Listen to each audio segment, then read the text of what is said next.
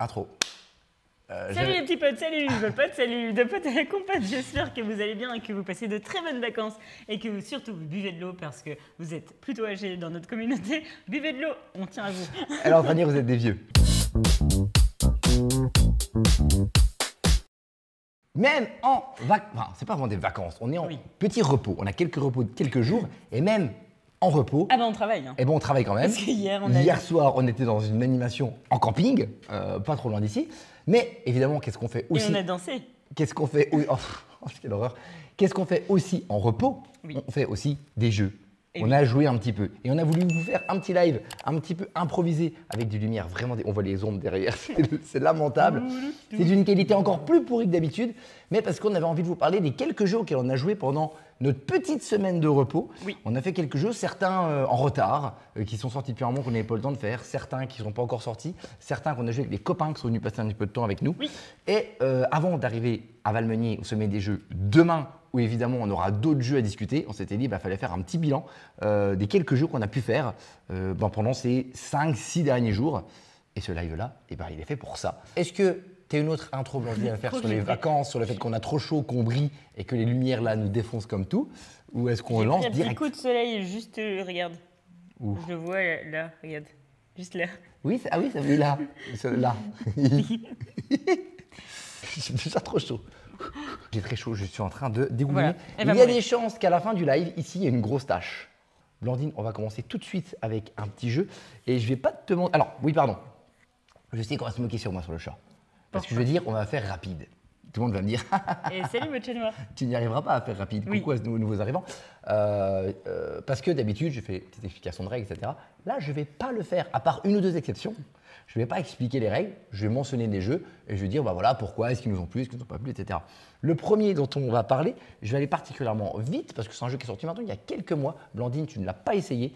J'ai eu l'occasion de le tester vite fait parce que pendant nos animations de ces dernières semaines, il y a eu des moments où il y avait des petits moments creux, notamment les lundis, mardis de foire où c'était assez calme. On se mettait avec un petit jeu avec Tonio, l'ami animateur pour l'occasion, avec qui on a fait des petits jeux et on a notamment essayé, enfin, je ne sais plus si toi tu avais envie de l'essayer, on a essayé Tesseract. Est-ce que toi tu avais envie d'essayer? Oui, j'avais très envie. Mais du coup, tu vois, tu n'as pas attendu. DPG. T'as pas attendu. Ouais, c'est ça, c'est chez DPG. Moi, je trouve que DPG, ils arrivent toujours à me surprendre avec des trucs un peu pas communs. Moi, je trouve qu'ils sortent beaucoup trop de jeux, pour être sincère. Mais d'accord, mais il y a toujours, ils essayent d'innover. Et ça, on ne peut pas leur enlever et je trouve ça cool. Je suis assez d'accord et c'est pour ça que celui-ci m'interpellait un petit peu. J'avais envie de l'essayer parce que justement, il y avait du matériel un petit peu étonnant, notamment ce cube-là, donc ce fameux Tesseract. Et en fait, voilà, sans parler de la règle, parce qu'on m'a dit qu'on ne le faisait pas, concrètement, je ne savais pas vraiment ce que c'était. Ils disent que j'ai une boule d'accueil. Je ne savais pas ce que c'était, mais il s'avère qu'en gros, c'est un espèce de gros casse-tête coopératif, tout simplement. On a des dés, effectivement, vous voyez les dés qui sont dessus, c'est tout beau, c'est des symboles, mais en fait, c'est des symboles qui représentent 1, 2, 3, 4, 5, 6. Donc ça pourrait être un D6 normal, c'est juste que c'est visuel uniquement. Et en fait, le but du jeu, ça va être d'essayer de sauver l'univers. Oh waouh, voilà, vous avez réussi? Avant que le Tesseract se détruise, du coup, il faut réussir à le sauver. Comment on va faire? En gros, on a pas mal d'actions dans la partie. Ça va notamment être récupérer des cubes sur ce fameux Tesseract qu'on va mettre sur… Alors, attends, je vais récupérer le dessin qui est ici. Voilà, sur notre plateau qui est ici. On va essayer de faire des combinaisons de valeurs, de couleurs. Je vous passe les détails. Dès qu'on arrive à faire des bonnes combinaisons, on va pouvoir récupérer ces dés-là et les mettre sur le plateau ici qui est central. Dès qu'on a réussi à remplir tout ce plateau-là, on a sauvé le monde, on a gagné la partie. Et alors? À savoir que quand on arrive, on vide une colonne avec un dé, on va avoir des petits malus qui vont arriver. Il y a pas mal de choses qui vont arriver, évidemment. Si le Tesseract se vide avant qu'on remplisse tout, on a perdu. Et si les brèches ici s'ouvrent avant qu'on arrive à faire aussi notre objectif, on a perdu aussi. Ces brèches-là s'activent avec des dés qui vont arriver dans cette zone qui est ici, au fur et à mesure de la partie. Je n'en dis pas plus, ce n'est pas une explication de règle, c'est globalement ce qu'on va faire, s'amuser un petit peu avec ce cube-là. Concrètement, moi, ce que j'en ai pensé, je n'ai pas trouvé ça incroyable, pour être complètement sincère avec vous. Je n'ai pas dit que c'était mauvais. Je trouve ça même plutôt bon. Enfin, je trouve plutôt OK. Voilà, je trouve que c'est plutôt du OK game. Hein, on va commencer avec du OK game.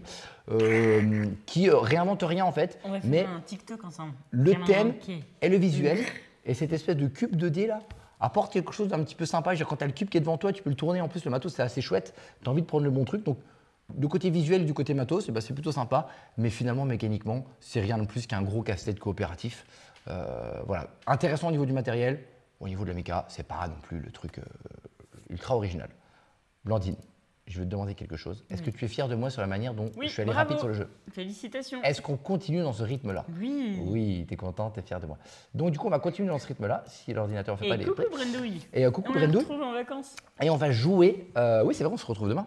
On va jouer on va parler d'un jeu aussi coopératif, qui est aussi sorti il y a quelques temps, c'était aussi un petit peu en retard. Là, c'est la grosse boîte qui est là. Oui, je sais, je la connais. Oui, mais c'est pour la montrer, parce qu'on va les montrer vu qu'on les a. J'ai fait On les a. des bêtises. C'est Tiding Dungeon. Pardon. c'est tombé sur l'ordinateur. Legends. C'est le petit, non pardon, le gros Dungeon Legends. On en parle brièvement, c'est un jeu qui est déjà sorti, mais c'est juste qu'on en a profité. C'est vrai qu'on l'avait reçu. Ça fait partie des boîtes presse qu'on reçoit, mais on n'a pas le temps de tout essayer. Des gros jeux comme ça, on n'a vachement pas le temps. Là, on en a profité. C'est vrai que c'était dur. Hein. Pour jouer un petit peu.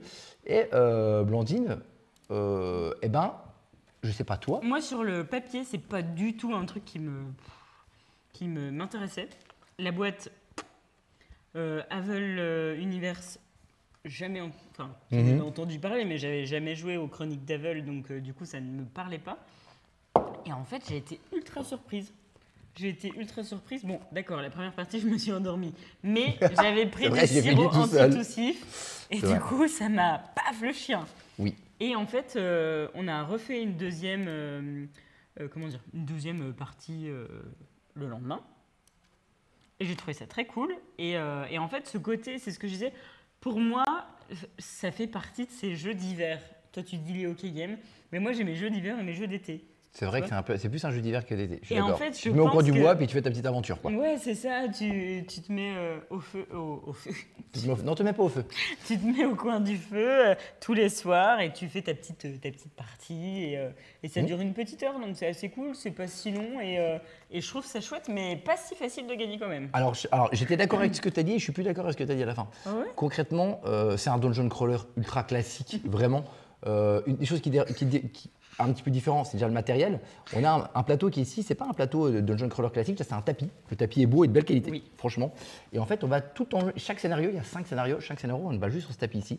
On a ici la piste des monstres, qu'on va affronter. Ici, c'est la piste sur laquelle nos héros vont se déplacer. Et ici, c'est les pistes de lieux. Il y a 6 lieux qui vont changer au fur et à mesure des scénarios et qu'on va mettre de manière aléatoire.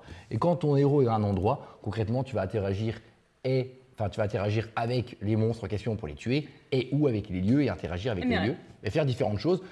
On va jouer avec des cartes, c'est classique, les cartes on va les jouer, ça va être mettre des coups d'épée, envoyer des coups de flèche, se soigner, se déplacer, interagir avec le lieu, bref, des trucs assez classiques. Il y a Ludo Bloc, il est là. Coucou Ludo. J'espère qu'on va boire un cocktail. Hein. Oui, je pense que c'est Brendal a dit. Brendal, Ludo va les voir, il n'y a personne, c'est le 15 août. Merci d'être là. En plus, j'ai fait ma coiffure du 15 août. Donc on est sur quelque chose de très classique, vous avez vu, il y a les petits personnages qui sont ici, qui sont devant nous. On va avoir un paquet de 10 cartes qu'on va agrémenter au fur et à mesure de la partie avec un paquet qui est ici, avec des cartes foil d'ailleurs super belles. Oui, c'est vrai concrètement, que c'est beau. Hein. Le matos c'est beau. Oui. Par contre, mécaniquement, c'est un classique terrible, avec effectivement un plateau qui est assez simple. Vous avez juste ce plateau-là, vous avez 6 lieux à chaque fois qui changent, mais c'est toujours le même plateau. L'avantage, clairement, c'est que c'est un espèce de le dungeon crawler pour les nuls. C'est un peu genre, vous commencez par ça, et justement, tu dis que c'est pas forcément simple. Moi aussi, je le trouve très simple. On n'a fait que 2 scénarios sur les 5. Moi, je trouve ça dur quand même. Non, c'était vraiment facile. Mais je pense que c'est l'objectif. Je pense vraiment que c'est le but recherché. C'est d'apporter c'est pas un dungeon crawler pour les nuls avec vraiment pas grand-chose et tout. Là, il y a vraiment du matériel, il y a vraiment pas mal de choses dedans. C'est assez beau, mais quelque chose d'accessible. Oui, souvent, les trucs accessibles, c'est toi, genre, ces petites boîtes, c'est un truc un peu fait à l'arrache. Là, ils ont travaillé en termes de DA aussi bien qu'un vrai dungeon crawler, mais avec un truc vraiment très accessible et c'est vraiment les bases. C'est pas original du tout. Tu penses pas que si. Mais c'est pas un défaut que ce soit pas original. Tu penses pas que s'ils ont fait un truc comme ça, c'est aussi parce qu'il y a des campagnes évolutives et que du coup, ça va être un petit peu plus compliqué, plus on va avancer? Non, parce que c'est dans l'univers d'Avel, en fait. Il y a plein de jeux qui sont faits dans l'univers. Donc là, si on fait un petit dungeon crawler dans l'univers d'Avel, assez simple. Je pense qu'une fois que tu as fait les 5 scénars, tu n'y reviens pas forcément. Mais je pense que c'est une belle porte d'entrée pour les gens qui ne jouent pas forcément à ça. Notamment nous, c'est pas notre type de jeu.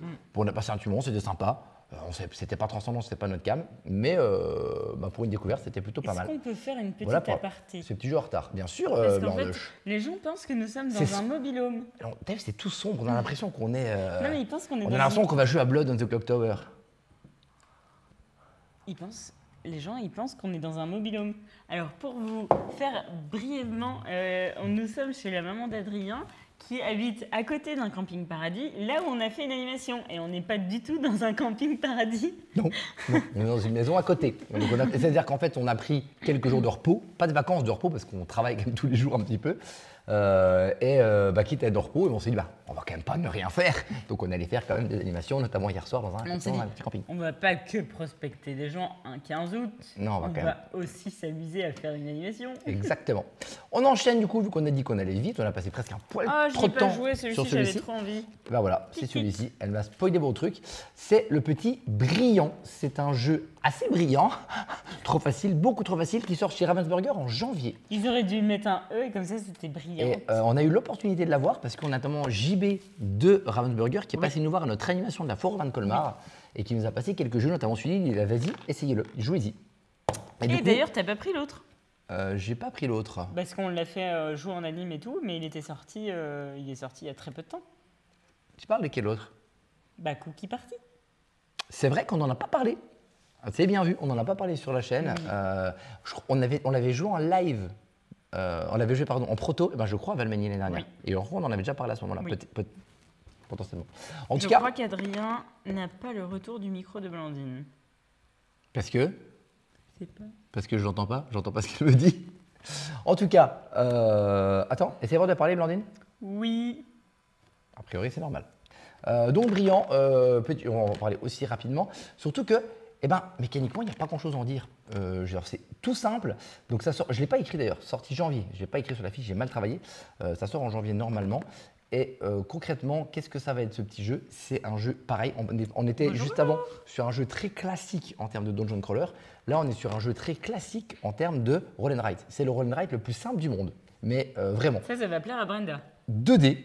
Vous lancez 2D. C'est 2D. Enfin, c'est pas des D6, c'est des D12. Mais sur chaque numéro, il est doublé. Donc c'est 1, 2, 3, 4, 5 ou 6. Très bien. On lance les 2D. On va avoir des petites fiches devant nous, comme ici. Et en gros, un de ces 2D, c'est le numéro que tu vas écrire. L'autre D, c'est à côté du numéro sur lequel tu vas l'écrire. Exemple, si je fais un 5 et un 2, ou alors je place un 5 sur un 2 que j'ai déjà écrit, ou alors je place un 2 sur un 5 que j'ai déjà écrit.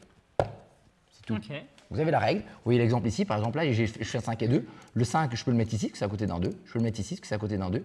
Ou je peux mettre le 2 ici, parce que c'est à côté d'un 5. Enfin, vous voyez l'idée. Le 2, il est là, parce que c'est à côté d'un 5, etc. L'idée, ça va être de remplir ces zones ici. Ces zones, elles ont des contraintes différentes. Par exemple, les zones rouges, il faut que ce soit que des valeurs différentes. Les zones bleues, il faut que ce soit que des valeurs identiques. Très classique. Dès que vous avez fini une zone, vous marquez des points. Là, par exemple, la zone rouge qui est ici, le premier qui finit la zone, il marque, c'est écrit 6 points. Le deuxième qui finit la zone, il marque ici 4 points. Vous avez un objectif de points de victoire pour finir en fonction du nombre de joueurs. Vous avez toutes les règles. Toutes les règles. Donc, c'est ultra. Mais on retrouve un petit peu, je pense, cet état d'esprit, cette manière de jouer de Sudoku, ce genre de choses. Où vraiment, on va essayer de placer les numéros aux endroits par rapport aux autres. Et on va essayer d'optimiser son truc. Et finalement, on va juste essayer d'optimiser l'endroit où on va placer son petit numéro pour ne pas être bloqué plus tard. Pour être sûr que s'il y a un 3 qui tombe avec quelque chose, ok, mince, j'ai aucun 3, donc je ne peux pas placer le truc à côté d'un 3 parce que j'ai aucun 3 disponible. On va essayer de réfléchir comme ça. Il y a 4 fiches différentes dans le plateau, niveau 1, niveau 2, niveau 3, niveau 4, dans le jeu, pardon. J'ai testé les 4 niveaux. Moi, vous connaissez, c'est pas du tout mon type de jeu. Quoi, t'as fait les 4 parties? C'est parti. C'est pareil, quand on avait des petits temps morts en animation, on se fait ça. Qui dit ça risque d'être difficile à lire au bout de 7 tours si c'est dessus. J'ai pas compris. Parce que tu as dit que tu marquais dessus. C'est de la DA FR aussi. C'est pas super moderne à la Ravensburger. Là, pour l'instant, c'est. Je sais pas si c'est def. Pour moi, c'est déjà sorti en Allemagne. Oui, c'est déjà sorti en Allemagne. Mais est-ce que ça va être définitif pour le France? Ah oui, je sais pas. Si, c'est comme ça. Et vous voyez les fiches, on est sur quelque chose de très. C'est très très brut. Hein. C'est des fiches. C'est vraiment ultra simple, ultra classique. C'est pas mon type de jeu. Et pourtant, faire des parties. Alors, je suis pas en train de dire que j'ai envie de jouer tout l'été. Ouais. Mais on fait des parties, je suis assez content parce que tu as une manière de réfléchir qui est assez intéressante. Pareil, c'est pas original du tout, mais pas dans le mauvais sens du terme. C'est très épate. Moi, ça me parle pas. Oui, non, mais si vous aimez bien les roll and write assez simples, assez chiffres, sudoku, etc., c'est clairement fait pour vous. Si vous n'aimez pas ça, c'est pas fait pour vous. Point. Les gens qui aiment bien les dés, qui aiment bien les numéros, qui aiment bien les roll and write, qui aiment bien les sudoku. Le tester, on peut le prendre. Oui, bien sûr. Ça plaira forcément. Il n'y a pas de doute, ça vous plaira si vous aimez ça, quoi. Moi, j'ai pas joué à Même Brillant. Moi, j'étais assez curieux. Coup, je testerai Brillant à Valmeny. Avec Dany.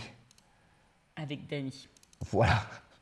Grosse blague. Voilà, moi franchement, j'ai passé quand même, j'étais assez agréablement surpris Enfin, ça m'a pas dérangé de faire des parties, c'était plutôt sympa. Alors que j'aime pas ça. Il y a des gens bizarres qui sont sur le live. Il y a des gens bizarres sur le live? Oui. Oh non, pas eux. Oh, c'est la première fois sur le chat. C'est la première fois qu'ils viennent sur le chat, c'est une honte.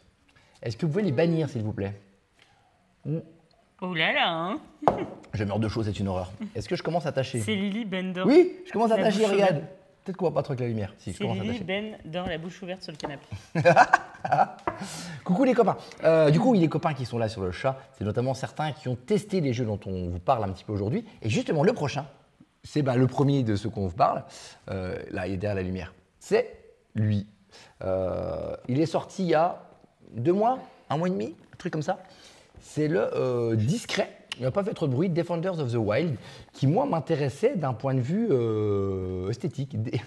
Au niveau de la DA, il m'intéressait pas trop mal. Je me suis dit, tiens, j'ai envie de l'essayer. On avait fait une partie qu'on n'avait pas réussi à finir il y a quelques semaines. Et alors que les copains sont venus passer quelques jours avec nous, les copains cités Ben et Lily tout à l'heure, T'as pas tapé dans les mains? C'est vrai, mais j'ai trop chaud. Ça veut dire qu'il fallait que je relève ma main gauche. Et j'aurais su encore plus. Regarde, non mais regarde l'état de mon t-shirt, c'est une catastrophe. Je vais laisser les jeux comme ça devant moi, comme ça on verra pas que je suis comme un gros tas. Voilà. Defenders of the Wild, donc. Bon, Icoque, il l'a fait pour toi. C'est un petit jeu coopératif. Pareil, on va pas s'étendre sur les règles parce qu'on a dit que c'est pas le live pour ça. On va juste le mentionner. Moi qui m'intriguais, et quand on a fait la demi-partie il y a quelques semaines, je me suis dit, tiens, il y a quand même quelque chose, j'ai quand même vraiment envie de le réessayer. Donc on a refait une partie avec les copains qui nous ont dit, oh, j'aime pas le coop, j'aime pas ce type de jeu. Ouais. Ils ont quand même joué le jeu. Ils ont dit ça. On a quand même joué ensemble. Et globalement, ils n'ont pas dit que c'était le jeu de l'année, ils n'ont pas dit qu'ils avaient kiffé de fou. Mais, où je tape, c'est ça? C'est bon? Ah oui, c'est bon. C'est bon. Merci beaucoup les copains. Merci beaucoup les copains. C'est vrai que j'ai dit merci, on n'a pas dit merci à Bugs avant. Oh, c'est Oh là la là là là là. C'est le chouchou. Ah mais non, mais j'aimerais trop tomber dans le rythme. Et faire... C'est le chouchou. Vas-y, Lily, mets-nous ton prime. Comme ça, on avance dans le chouchou. Mets-nous ton prime. Du coup, Comment ce on dit, jeu-là, il y a prime j'en sais rien moi. Ce petit jeu-là, on va en parler pareil, super brièvement. C'est donc un jeu coopératif où on va se trimballer avec des petites créatures toutes mignonnes.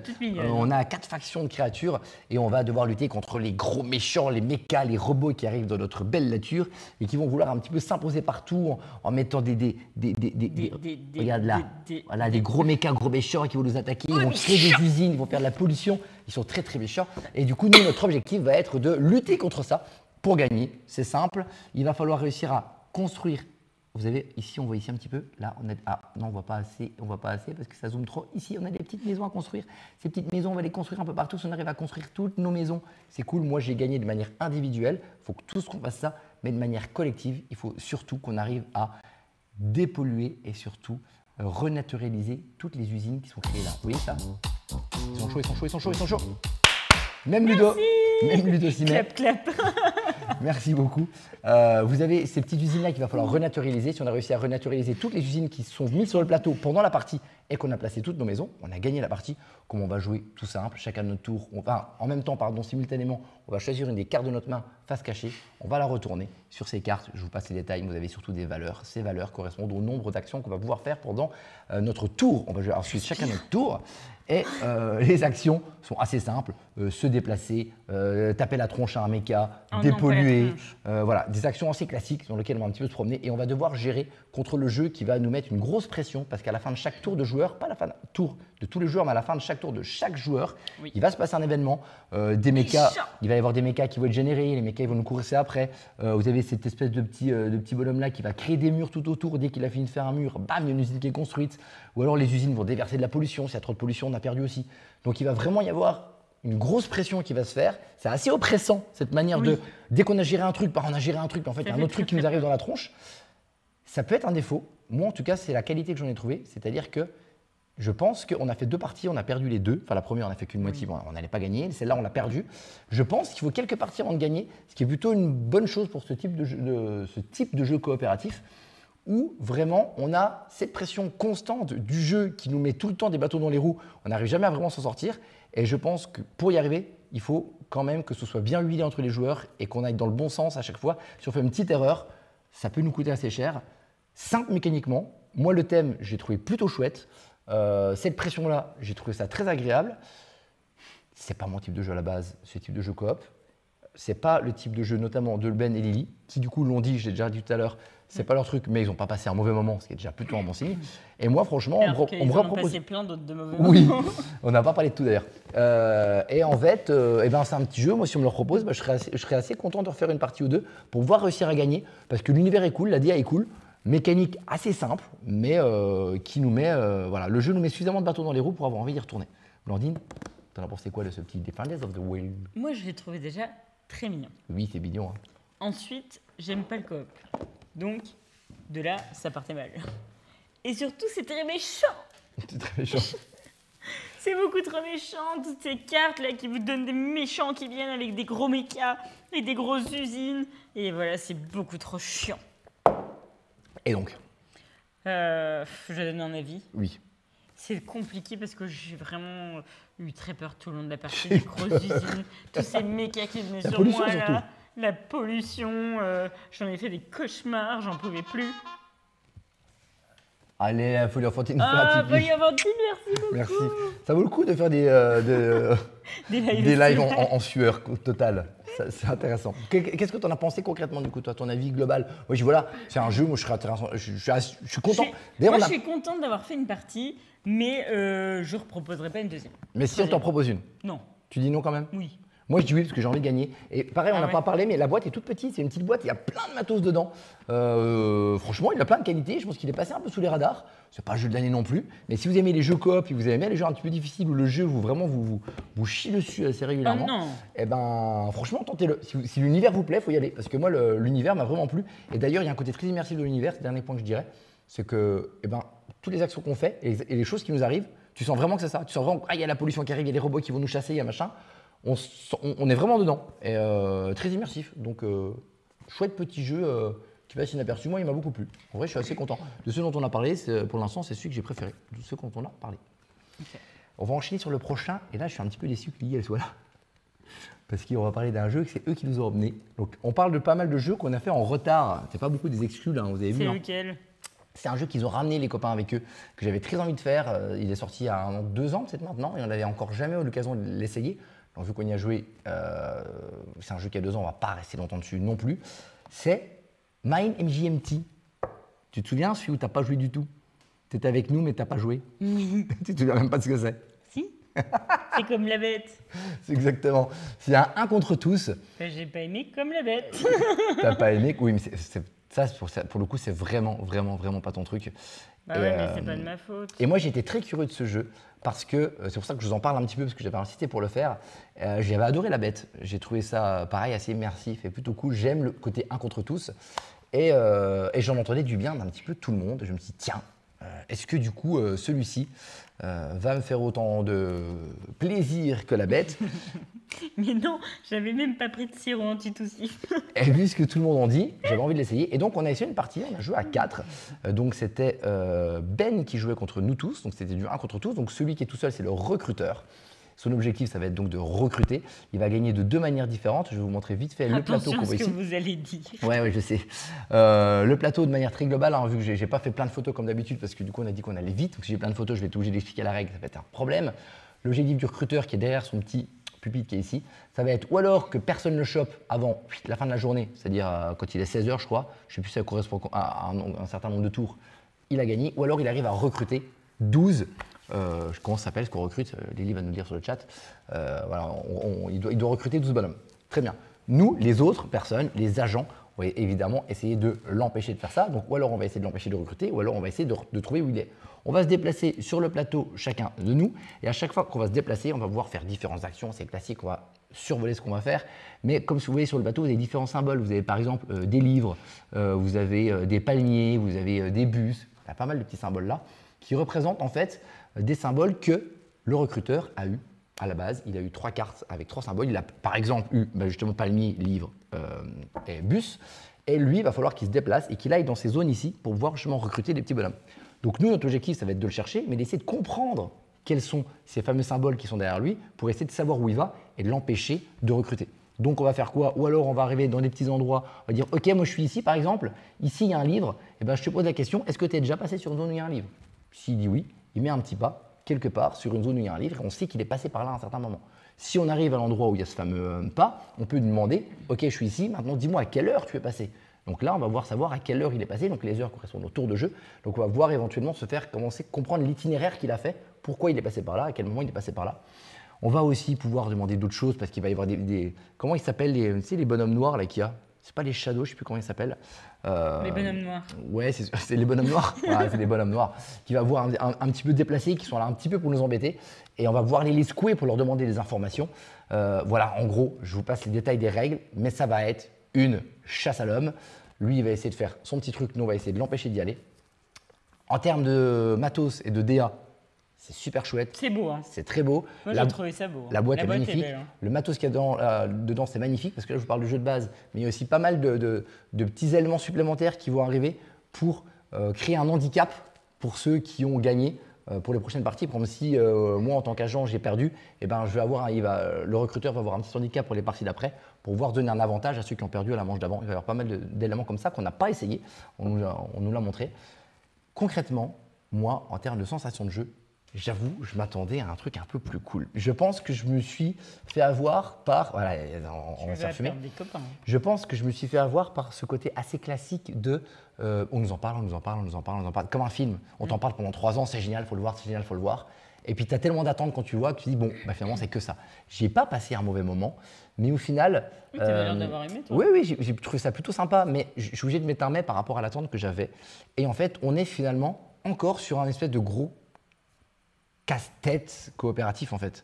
C'est un jeu de déduction. On va essayer de se faire ce petit casse-tête, genre ok, il est passé par là, machin, on déduit, il est passé par là, donc ça veut dire qu'il n'est pas passé par là et donc il a le symbole là, donc j'élimine le symbole là, c'est pas celui-là qu'il faut, c'est plutôt celui-ci. C'est de la déduction, c'est du casse-tête, qui n'est pas forcément un truc qui moi me plaît de base et que j'avais moins ressenti dans un jeu comme La Bête.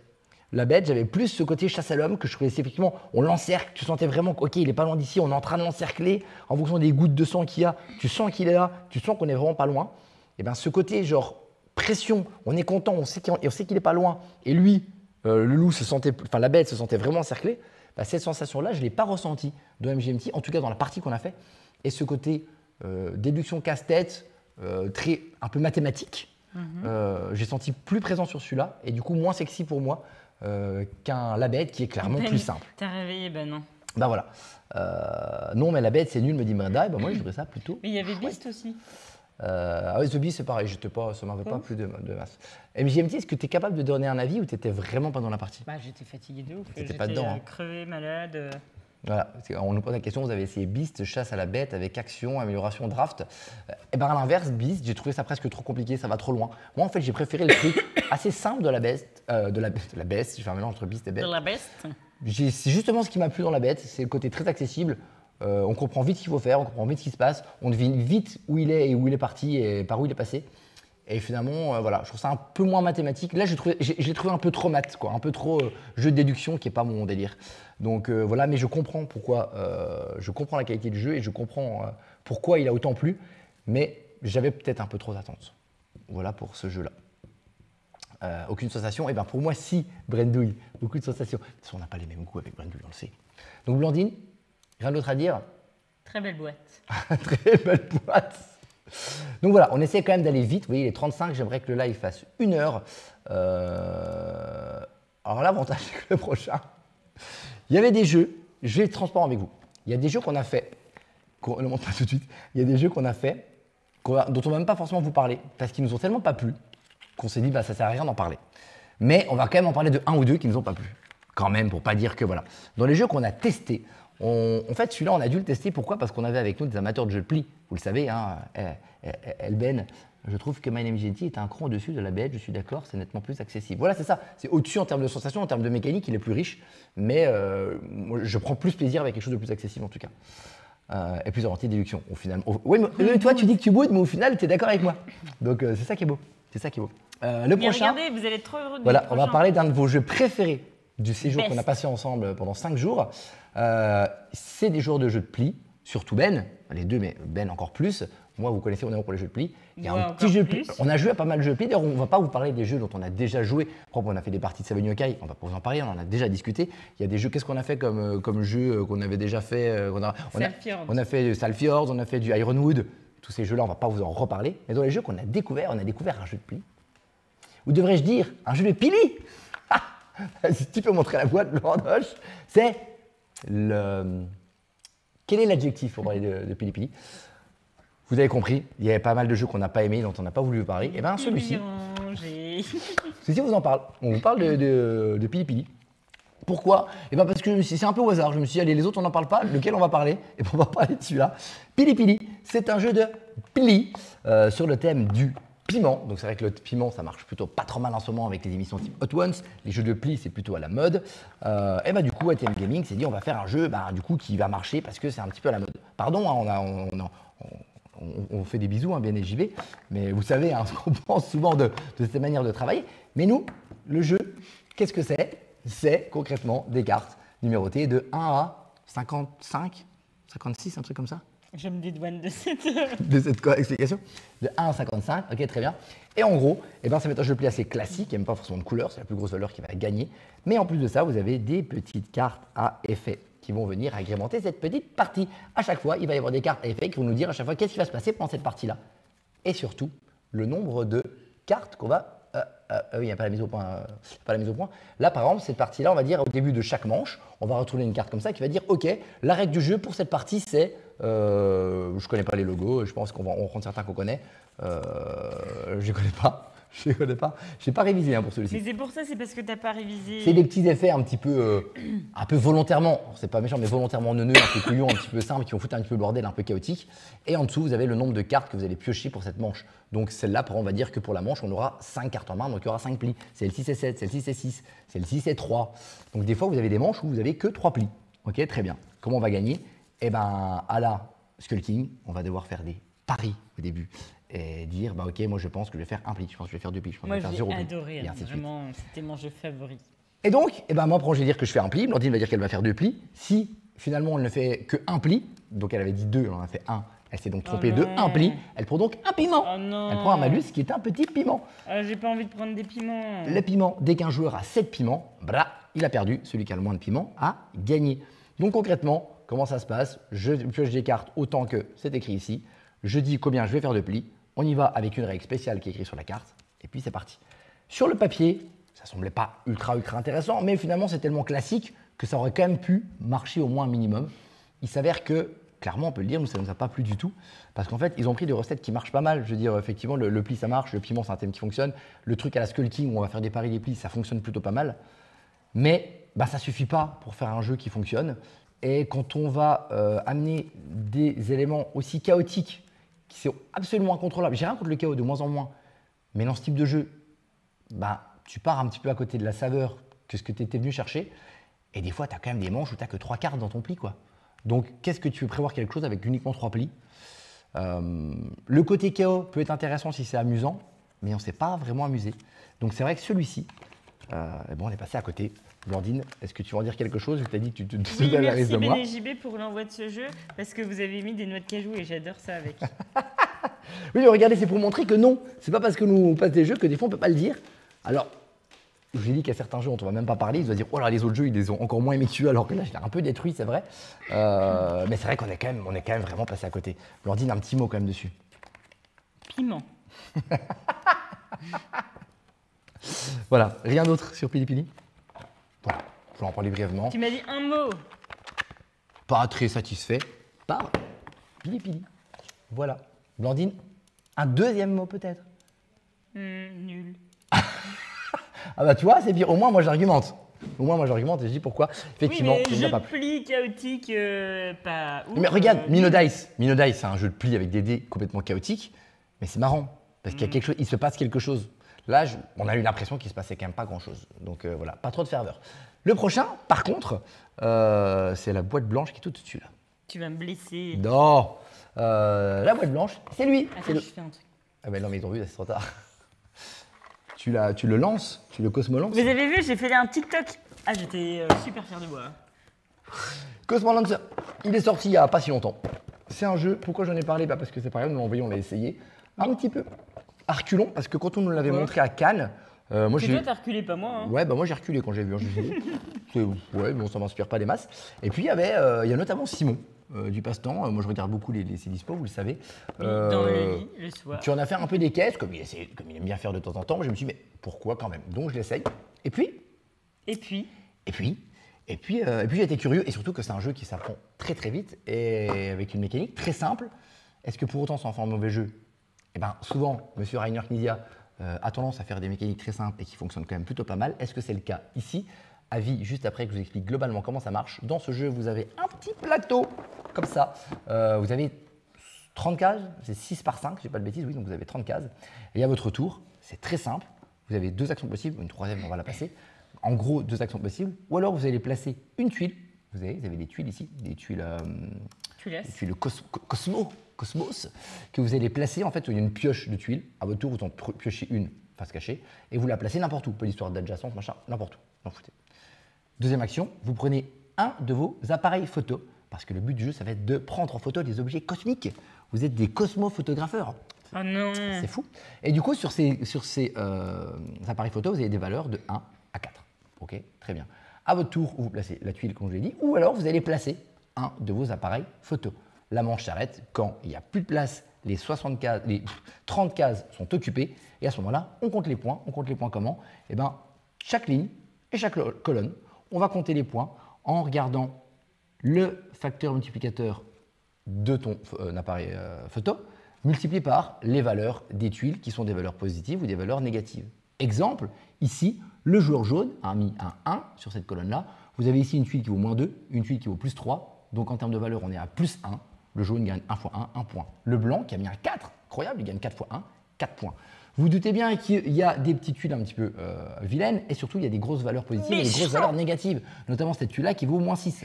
Donc lui par exemple, avec son petit 4 là, qui a fait son malin avec son 4 vert, un Ben qui met son appareil photo à 4 dès le début, et ben il s'est retrouvé sur un moins 6, donc pour l'instant il prend 4 fois moins 6, il prend moins 24 points. Donc volontairement, quand on va avoir des appareils photo qui sont mis chez les copains, on va leur mettre des trucs négatifs juste à côté d'eux, on va leur mettre des petites tuiles à effet, par exemple cette tuile à effet qui va englober sur sa ligne et sur sa colonne toutes les tuiles positives, mais qui va laisser les tuiles négatives. Donc quant à ça, et que tu as ton appareil photo sur la ligne ou la colonne, bah, tu n'es pas très content.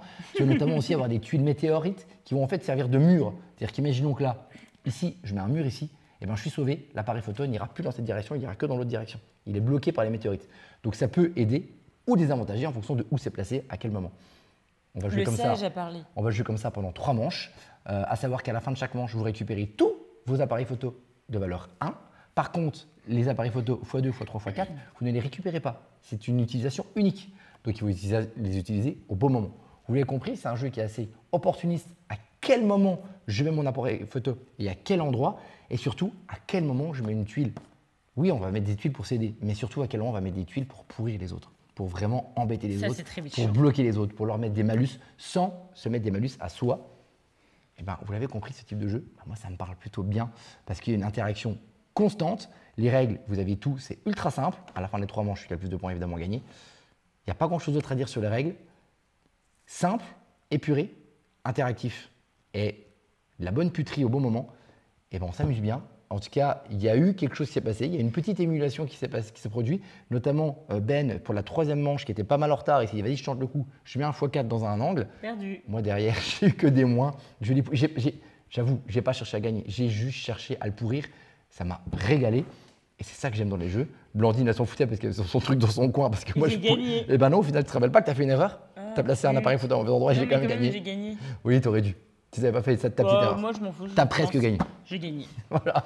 Donc, attention, c'est pas un jeu incroyable, surtout que c'est un jeu qui vaut quand même déjà une trentaine d'euros, si je dis pas de bêtises, si je remonte la fiche. Le sage du jeu de société a parlé. J'annonce, Ludovic Maublanc a dit « C'est la réédition en très moche d'un classique de Knizia. Mon conseil, trouvez une ancienne version. » Alors, moi, je ne connais pas la version originale. Je savais que c'était une réédition. Il s'appelle aussi Cosmo Lancer. Je sais pas, le sage va nous le dire, mais effectivement, je savais que c'était une réédition sans connaître le jeu de base. Mais effectivement, mécaniquement, je pense qu'ils n'ont pas changé grand-chose. Ils ont peut-être ajouté ou épuré 2-3 bricoles.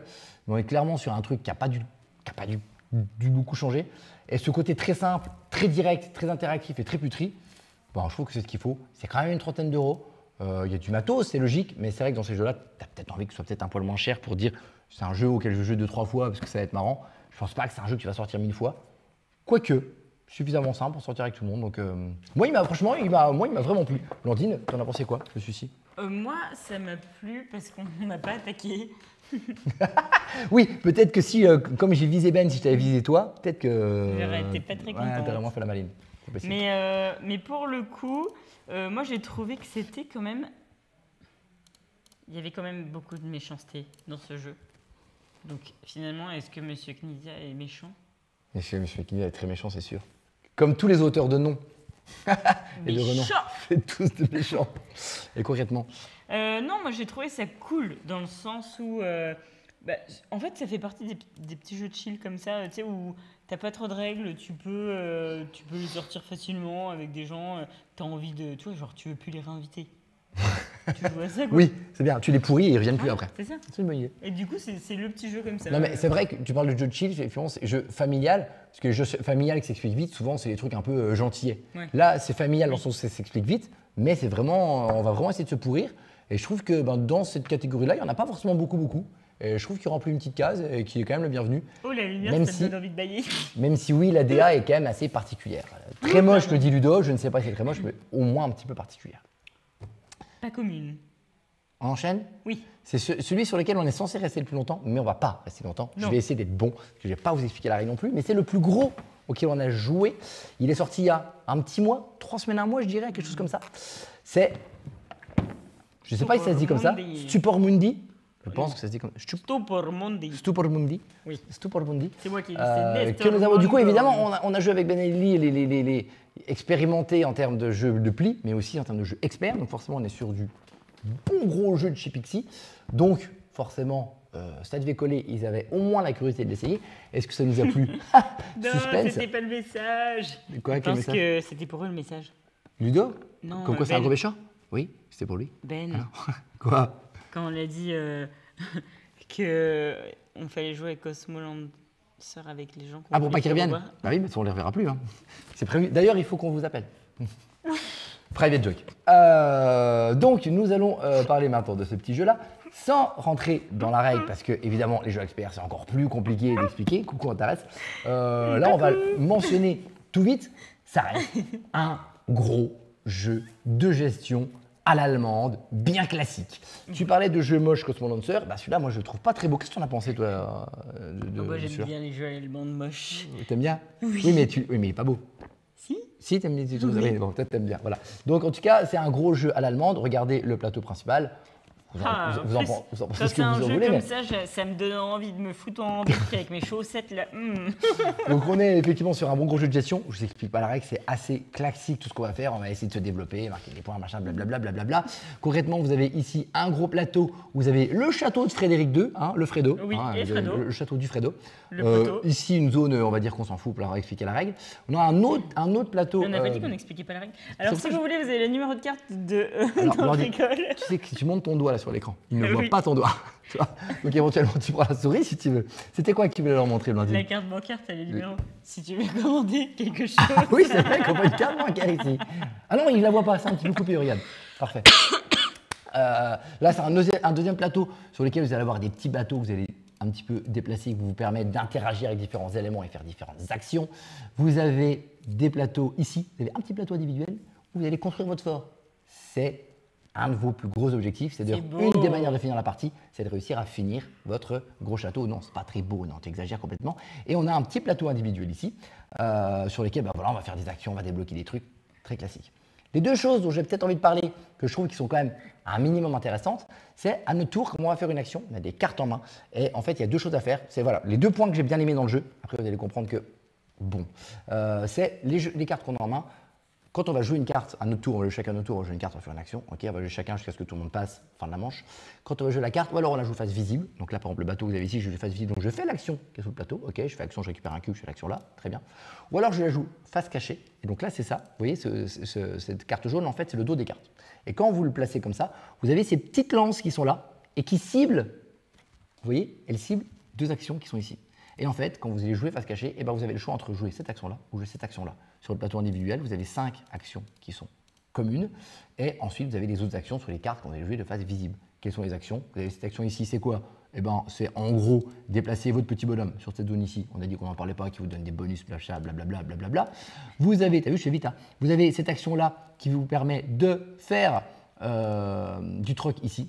quand vous êtes là, imaginons que j'ai mon petit bateau, je suis joueur bleu, je suis ici, et ben je peux faire du marchandage ici, échanger des ressources contre de l'argent, je fais de l'argent contre des ressources, très bien.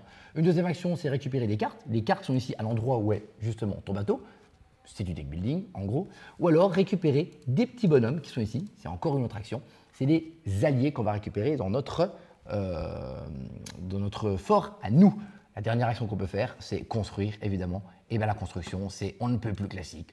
On prend des petits éléments ici, on les construit sur notre fort, en les enlevant, on va débloquer des trucs. Quand on enlève les tours, ça permet d'avoir des alliés, un peu plus d'alliés. Si on récupère les murs là, ça nous permet d'avoir plus de ressources. Si on récupère les donjons qui sont ici, ça nous permet d'avoir des bonus.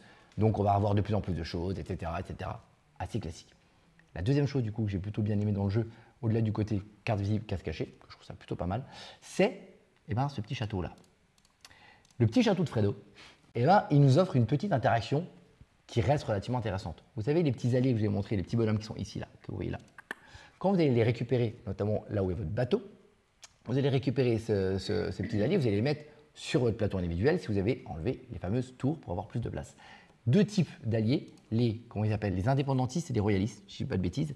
Et en fait, à la fin de chaque manche, vous allez marquer des points par rapport aux alliés que vous avez, en fonction des bonhommes que vous avez et surtout en fonction de ce qui se passe ici, en fonction du château.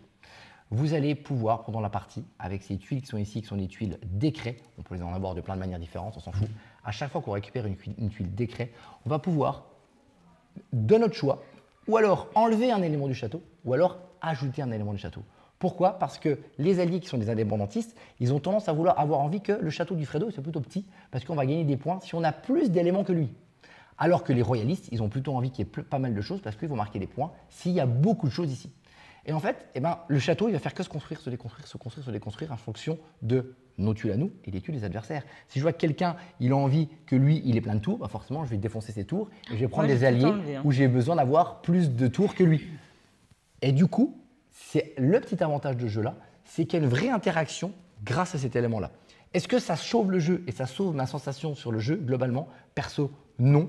C'est un jeu qui est un peu long, un peu gros, un peu classique. C'était quand même, on a quand même duré 2 heures, 2 heures et demie la partie à 4, c'était un petit peu trop long. Mais j'ai gagné. Et tu as gagné, c'est vrai, félicitations. Mais Blandine aime de plus en plus les jeux experts, les jeux experts allemands. J'ai battu Benelli en jeu expert. Oui, mais ils vont dire que c'est parce qu'ils n'ont pas aimé, qu'ils n'étaient pas dedans, tout ça, ils vont dire tout ça. En tout cas, voilà, moi, c'est les deux choses que j'ai bien aimé, le côté face visible, face cachée, effectivement, avec les actions, et puis le côté interaction relativement direct au final, avec ce château qu'on va construire et déconstruire en fonction de nos éléments, ceux des autres. Tout le reste, c'est ultra classique, et du coup, trop classique pour moi, pour me dire, j'ai passé un bon moment et j'ai envie d'y rejouer. Celui-ci, clairement, perso, je le range et je sais que je ne le ressortirai pas, parce que même si ces deux idées-là sont chouettes, ça ne sauve pas le jeu. Blandine, la gagnante. En vrai, je suis pas... Enfin, alors moi, avec mes avis... Toi, avec tes avis... Moi, franchement, j'ai trouvé ça cool. Mais t'as le droit, sois pas désolé de ne pas avoir le même avis que moi. Mais oui, mais personne n'a cet avis. Alors, ne sois pas désolé de ne pas avoir le même avis que nous. Et du coup, j'ai trouvé ça cool, j'ai trouvé que j'ai pu gérer... En fait, on s'est pas trop embêté, ne serait-ce qu'avec Fredo. Et du coup, c'était quand même facile à temporiser. Fredo, l'attaque, etc., on s'embêtait un petit peu, on se chamaillait, mais... Je n'ai pas compris quand tu dis que tu t'attaques avec Fred. Bah, on embête les autres avec Fred. Oui, c'est ça. C'est notre outil pour interagir avec les autres, le château de Fred, ouais.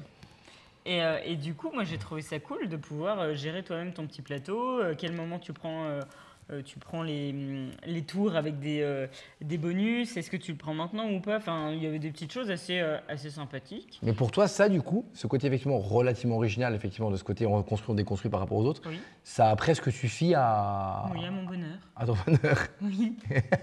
Et du côté carte, recto verso, là, tu as trouvé ça malin ou... Oui, mais il faudrait pouvoir faire les deux. Ça m'arrangerait. Bah, du coup, on peut des fois les deux actions. Tu sais, quand tu débloques un donjon, ça permet de ne pas choisir une des actions, mais les deux actions. Tout à fait. Donc évidemment, tu deviens de plus en plus fort en débloquant des trucs. Est-ce que toi, tu as des choses qui t'ont un peu plus plu que moi par rapport à ce que j'ai dit? Est-ce qu'il y a des choses qui t'ont interpellé? J'ai bien aimé me promener avec mon petit chevalier sur le petit village et le château. C'était très agréable. Après, avec mon petit navire, je suis partie voyager et j'ai trouvé des petites cartes et des petites tuiles qui m'ont bien plu. Je suis allée au marché et c'était vraiment très très agréable. Moi, j'ai une information très importante. Je suis moite. Je n'arrive plus à décoller ma main. Je suis moite comme tout. On a beaucoup. Oh, on a chaud. Tu peux me donner ma gourde, s'il te plaît? Oui, c'est ta gourde, s'il te plaît. Donc voilà, on a vu le plus gros des jeux, on en a encore quelques-uns, mais plus énormément. Le prochain, alors lui, il est sorti il y a... Pareil, on fait encore du test de vieux jeux. On va en parler de 11, on arrive au 9e. Ah. Donc on est sur la fin. Enfin, il y en a un 12e qu'on va que mentionner. Mais voilà. Et donc, c'est pourquoi, Blandine, j'ai parlé de Pili Pili et j'ai pas parlé des autres jeux qu'on n'a pas aimés. Ben parce que tu vas pas en parler. Parce que Pili Pili est un jeu de pli et que Ben et Lee nous ont fait essayer un jeu de pli. Elle en a parlé tout à l'heure. C'est vrai? Oui. Que moi, auquel je n'avais jamais joué et j'avais beaucoup d'attentes. Oui, c'est le fish. C'est le filet aux fiches en français. Et qu'on a essayé enfin. Ça faisait longtemps que j'avais envie. Et du coup, j'étais content d'y jouer. Oui. Est-ce que ça m'a plu? Attention. Est-ce que ça t'a plu? Attention, j'aurais dit que Academy GMT, c'est le jeu que j'aurais demandé. Ça m'a pas plu plus tant que ça. Est-ce que celui-là, oui? Nathalie, mon amour de GMJ. Pourquoi? T'as dit quoi? Ah, MGMT. Ah oui. Alors, on est sur un jeu de pli. Qui va se jouer en plusieurs manches. Si j'ai pas de bêtises, ça a peut-être changé en termes de joueurs, mais je crois que c'est 8 manches chaque fois. Dites-moi si je me trompe, les copains. On va jouer des cartes de manière assez classique. C'est du must-follow standard. Il y a 4 couleurs. Je joue une couleur, tu as la couleur, tu suis. Tu as la plus grosse valeur, tu as gagné le pli. Bref, je n'explique pas ce que c'est qu'un jeu pli must-follow assez classique. Quelles sont les différences? Déjà, on va jouer un nombre de plis qui ne va pas être le même en fonction de la première manche et la 8e manche. Au fur et à mesure des manches, on va piocher de plus en plus de cartes. Nous, on avait commencé, ça dépend du nombre de joueurs, mais nous à 4, je crois qu'on avait commencé à 8 cartes, je crois, et puis après, tu en as 9, 10, 11, 12, je ne sais plus. Mais on en pioche de plus en plus, très bien. Mais surtout, le twist du jeu, c'est quoi? Comment on va gagner? Eh bien, on va gagner des points à la fin de chaque manche. C'est simple, un point par carte. J'ai récupéré un pli, on a joué à 4, j'ai 4 cartes, j'ai donc 4 points. Je noterai 4 points à la fin de la manche. Tu as récupéré 3 plis, tu as 12 cartes, tu marques 12 points. Félicitations, Blandine. Tu marques un point par carte. On va faire ça pendant 8 manches. Classique.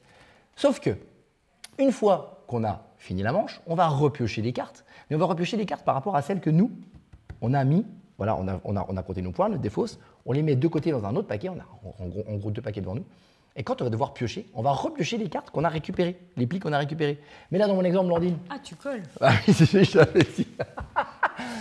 Comment on va faire, Blandine? Parce que je t'ai dit qu'on récupère des plis. Moi, je dois récupérer 10 cartes. Et là, du coup, j'ai fait qu'un pli, j'ai que 4 cartes. Oui. Donc, je vais quand même pas récupérer que 4 cartes et vous allez en avoir 10. Si. Ah non, on va pas faire ça. Et donc, qu'est-ce qu'on va faire? Eh bien, on va piocher dans un deck de cartes. Coucou. On va récupérer dans un deck de cartes, en fait, qui va être mis à côté. Et en fait, dans ce deck de cartes-là, on va récupérer des cartes. Et plus on va au fond du paquet, plus les cartes sont fortes. Et d'ailleurs, les premières cartes qu'on va piocher sont déjà plus fortes que les cartes qu'on a initialement. Initialement, on a quoi? 4 couleurs, si je dis pas de bêtises, les cartes numérotées de 1 à 10. Point, pas d'atout, 4 couleurs, pas de carte à effet. Mais quand on va piocher les cartes, on va récupérer plus des cartes qui valent 10, mais des cartes qui valent 11, 12, 13, 14, 15, de plus en plus grosses. On va aussi récupérer une 5e couleur qui est la couleur d'atout, qui n'est pas présente dans les couleurs de base. On va aussi récupérer des cartes à effet. Donc plus on va récupérer des cartes dans ce paquet-là, plus on va avoir des effets qui sont forts, plus on va avoir des atouts, plus on va avoir des atouts qui sont de plus en plus forts, plus on va chercher dans le paquet. Donc la solution pourrait être d'essayer de se dire, ok, moi je vais essayer de récupérer aucun pli, c'est ce que j'ai essayé de faire notamment au début, pour que direct après, je pioche un maximum de cartes dans la pioche pour avoir des plus grosses cartes que, ok, je gagne plein de plis dès le début, je récupère des cartes, j'ai eu des points, mais je récupère tout le temps mes cartes de base et j'ai un petit peu des cartes pourries. Et au fur et à mesure de la partie, je ferai de moins en moins de plis. Donc l'idée, c'est de trouver le bon tempo. Moi, je me suis assez chié sur ce tempo-là d'ailleurs. Trouver le bon tempo de à quel moment il faut que je perde volontairement pour pas récupérer des cartes nulles, pour pas que je repioche ces cartes nulles, pour que je pioche des bonnes cartes. Mais en même temps, il faut quand même que je récupère des points, parce que tu fais que perdre, tu n'as pas de points. Et puis moi, ce que j'ai voulu faire, c'est première manche, par exemple, j'ai essayé d'avoir aucun pli, j'ai réussi, donc j'ai pioché 10 grosses cartes. Trop cool, j'ai marqué un race de points à la deuxième manche. Par contre, ces cartes-là, à un moment, j'ai gardé trop longtemps. Donc, je n'ai pas réussi à avoir de nouvelles cartes de ce fameux paquet. Les autres ont eu des cartes plus fortes que moi. Et du coup, là, c'est eux qui m'ont fumé au fur et à mesure. Et en fait, l'idée, c'est de trouver ce bon équilibre, ce bon tempo de à quel moment je veux des points, à quel moment je veux pas des points, à quel moment je veux piocher ici, à quel moment il faut que je récupère ces points-là à ce moment-là, etc. C'est juste une question de tempo. J'ai trouvé ça très malin. Je me suis fait éclater parce que du coup, j'avais fait mon petit plan sur la dernière manche. Les petits copains, ils se sont bien amusés à bien pourrir mon plan. C'est ça qui est drôle. Je crois que j'ai fini bien dernier et j'ai trouvé ça super malin et j'ai trouvé ça super bien. Je ne sais pas si ça t'a plu, toi, qui n'es pas très juste de pli. T'en as pensé quoi de celui-ci? Moi, j'étais en train de rêver sur le menu du Quick. Quoi? Le fil aux fiches. D'accord. Je rigole, c'est une blague. Ok. En fait, je l'ai trouvé chaotique, mais Juste assez pour que je puisse comprendre et pas être dérouté entre des gros amateurs de jeux de pli. Enfin, tu vois ce que je veux dire? Il y a un bon équilibre chaotique et jeu, quoi. L'entre-deux est pas mal. Hein. Je me suis pas sentie, parce que souvent, alors là en plus, j'avoue, hein, c'était ma hantise de cette semaine de me dire jeu de pli et comment je vais m'en sortir parce que ils sont trop forts en jeu de pli et moi je suis trop nul, je comprends rien. Et en fait, quand ils ont sorti et ils ont dit oh là là, on l'adore, je me dis oh là là, quel enfer pour moi. Et après cette partie, je me suis dit mais c'est vachement bien. C'est moi qui ai gagné. C'est toi qui as gagné? Je me souviens plus qui a gagné, mais c'est possible que ce soit toi, ouais. Il y a justement, parce que t'as fait que Ray, donc ma victoire n'a pas été. On nous dit sur le chat, j'aime beaucoup. C'est bien parce que du coup. De toute façon, je suis sûr que si c'est heureusement qu'ils sont là pour parler sur le chat. Victoire. J'aime beaucoup, il est à la fois stratégique et fun, on peut embêter les autres et ça rigole beaucoup autour de la table, sauf Adrien qui pleure, sa stratégie sur cette manche, j'ai raté. Oui, mais c'est ça qui est drôle, le fait que j'ai raté, que je me sois plaint, c'est ça qui est drôle dans ce jeu-là. Un truc, je sais pas si parce qu'elle marque tout le temps ben. Mais est-ce que c'est Ben, il est sympa selon les joueurs autour de la table ou c'est est-ce que Ben, il est sympa autour Il y avait une majuscule et c'était le premier mot, donc on ne sait pas. En tout cas, voilà pour ceux qui aiment les jeux de pli, ou si vous n'aimez pas du tout le chaos dans le jeu de pli, ou vous jouez à la coin chez Point, jouez pas à ça. Si vous aimez plein de jeux de pli différents et que la touche de chaos, la touche de fun vous dérange pas, voire vous plaît, il faut absolument jouer à ce jeu-là. Moi, j'ai adoré ce jeu. Il est sorti il y a 2 ans. Oui, mais il est en France. Oui. Pourquoi on l'a pas? Parce qu'on l'a pas. Oh, mais voilà. Parce qu'on ne peut pas tout avoir. Mais non, c'est vraiment très très bien. Ça nous a pas mal plu. Moi, j'ai vraiment bien aimé. Un de ceux que j'ai préféré de ceux qu'on vient de lister maintenant. On n'a parlé que de jeux qui sont sortis il y a longtemps, parce qu'on vous a dit, on parle juste de jeux qu'on a testés pendant ces 5 jours-là. On a un petit peu fait de rattrapage sur les jeux qu'on n'a jamais eu l'occasion de faire, alors qu'ils sont peut-être sortis depuis un moment. Oui. On a quand même parlé de Brillant, qui n'est pas encore sorti, qui sort en janvier. Et il y a un autre jeu qu'on a essayé qui sort en septembre, le 5 septembre, si je ne dis pas de bêtises, je ne sais pas si j'ai bien fait l'affiche. C'est Celestia Duo, j'ai pas bien fait l'affiche. Il sort le 5 septembre. Sur le papier, c'était un jeu où je me suis dit, ok, encore cette gamme de jeux qu'ils font depuis un petit moment, là ça fait 1 an ou 2, qu'ils aiment bien nous faire des jeux, tous les jeux qui ont marché à la sauce de joueurs. Il y en a qui ont fonctionné, il y en a qui n'ont pas fonctionné, il y en a qui sont des pures réussites, il y en a qui auraient franchement pas dû être faits. Celui-ci, on verra après, mais quand j'en ai entendu parler, je me suis dit, je vois pas comment lui peut être une réussite, comment on peut faire un duo coopératif sur un jeu comme Celestia, qui est cette espèce de stop ou encore où tu essayes un petit peu de dire ok, moi je descends, j'espère que l'autre il va se casser la gueule parce que c'est ça qui m'amuse. Un coopératif comme ça me semble bien un petit peu compliqué. Donc du coup, on l'a quand même essayé, évidemment, car nous sommes des professionnels. Oui. Et en l'essayant, est-ce que notre avis a changé? Je ne sais pas. Parlons-en un tout petit peu. Qu'est-ce que c'est que cette règle-là? Eh bien, dans ce jeu-là, c'est pas une question d'aller le plus loin et de faire des manches de plus en plus. C'est qu'on va chacun partir sur notre petit. Non, tous. Oui, enfin, on va tous partir sur cette chacun. Oui, pardon. On va tous partir sur cet aéronef ici et on va devoir rattraper le bateau pirate qui est ici. Il va y avoir 24 cartes face cachée qui sont mises ici, qui vont faire un petit chemin. Beaucoup. Si le pirate arrive au bout avant qu'on le rattrape, évidemment, nous avons perdu. Si nous arrivons à le rattraper, on va faire un espèce de combat final dont on va parler après. On va essayer de le combattre. Si on arrive à le combattre, on a gagné.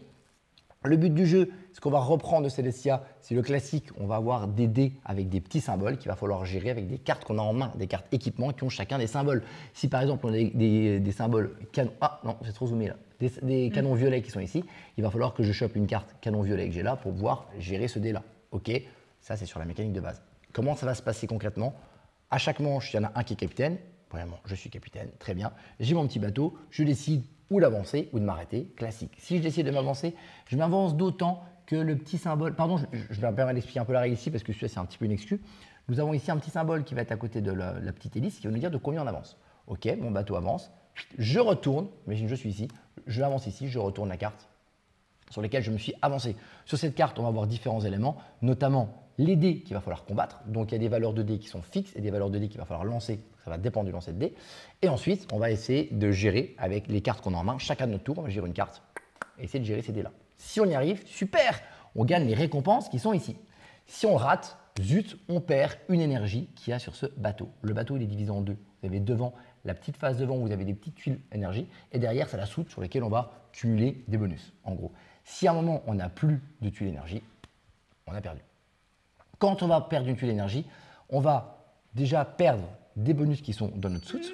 donc on n'est pas content. Méchant. Par contre, en contrepartie, on va repiocher des cartes qui vont nous permettre de gérer, parce que sinon, bah, effectivement, on a perdu, on ne peut pas gérer le dé. On va piocher les cartes.